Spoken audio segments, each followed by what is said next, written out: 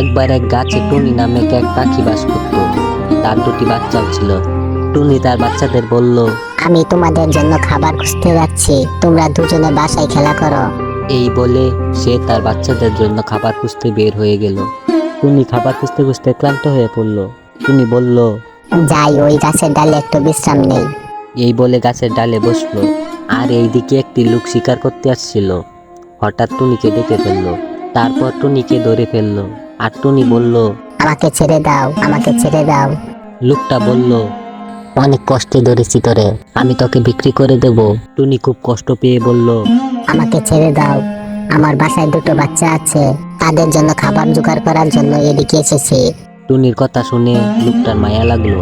লোকটা বলল, আচ্ছা তোকে ছেড়ে দিলাম, তোর কথা শুনে কষ্ট লাগলো। এই বলে লোকটি টুনিকে ছেড়ে দিল। টুনি খুশি হলো এবং বলল, একদিন দেখো যে আমিও তোমার উপকারে আসবো। এই বলে টুনি তার বাসায় চলে গেল।